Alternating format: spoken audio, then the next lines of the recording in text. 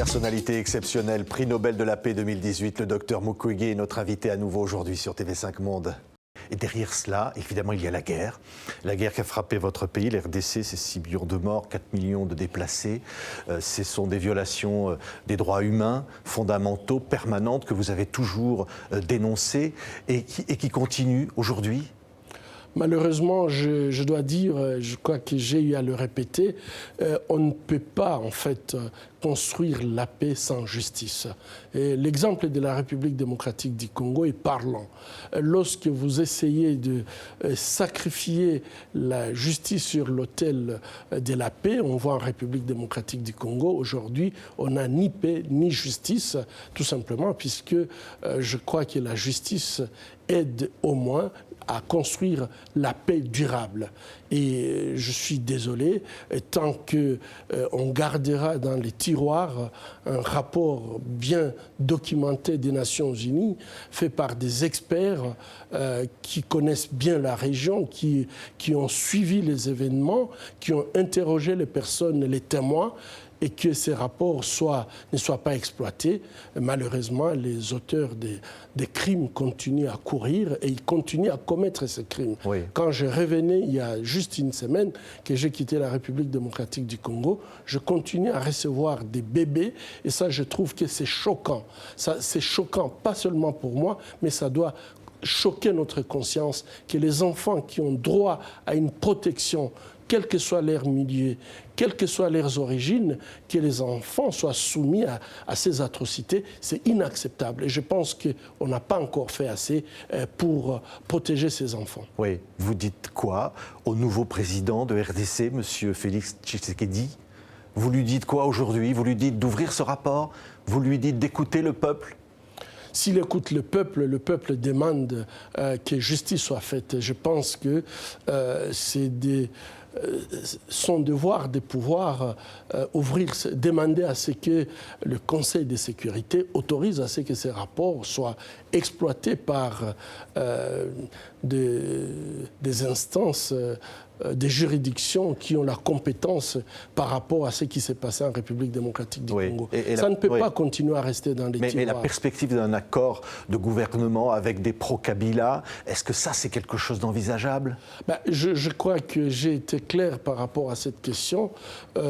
Aujourd'hui, si le président de la République veut répondre aux aspirations du peuple, si le peuple a été massivement voté, même si les élections ont été ce qu'elles ont été, mais le peuple a fait son devoir. L'engouement montre très bien que le peuple veut une alternance, le peuple veut un changement, le peuple veut finalement que la justice les droits soient dits. Et je crois que le président a ses prérogatives pour pouvoir permettre à ce que finalement le droit soit dit en République démocratique. Sinon, vous dites quoi? Sinon, vous dites que ce serait trahir le peuple? Vous dites absolument. Ça? Si ce n'est pas fait, ça veut dire ça serait une coalition avec en fait un système d'oppression et de prédation qui a duré 20 ans. Et aujourd'hui, ce que nous attendons, nous savons très bien qu'il n'a pas été complice pendant ces 20 ans.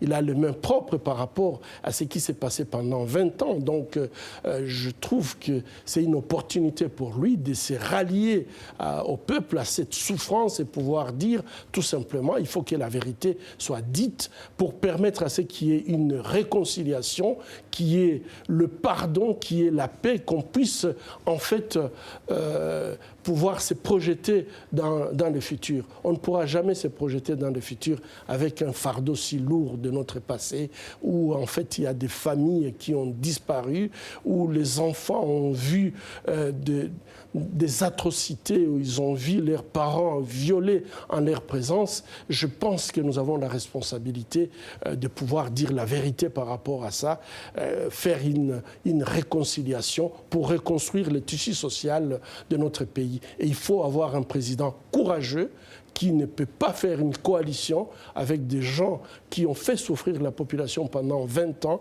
qu'ils prennent le courage de faire une cohabitation où il va exercer ses prérogatives de chef de l'État, lui conférées par la Constitution. Et je crois que ça sera la meilleure réponse que nous attendons aujourd'hui. Vous avez tout vu, docteur Mukwege.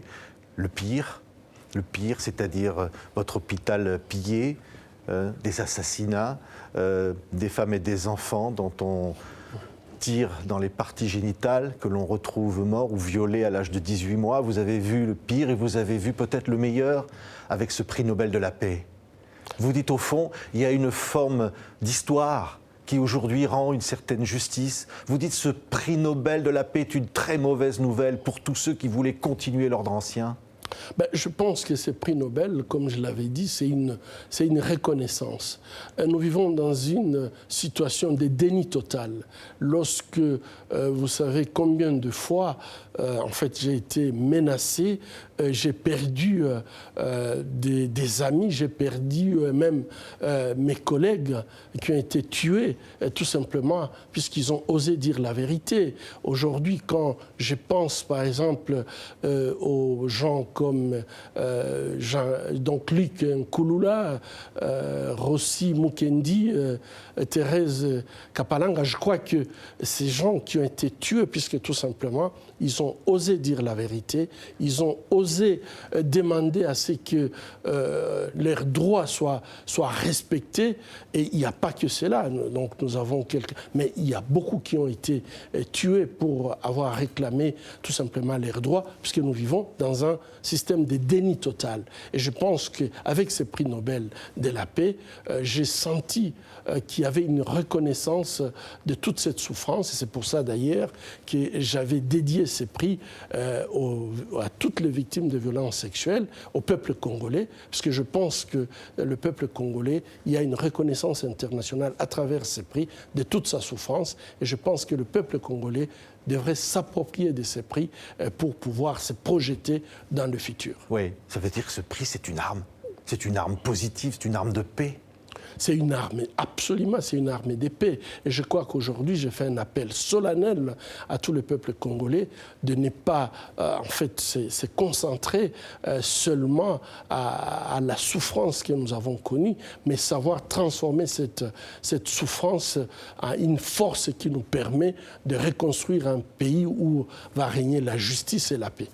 Merci beaucoup, docteur Denis Mukwege. C'est un moment exceptionnel que nous venons de passer ensemble.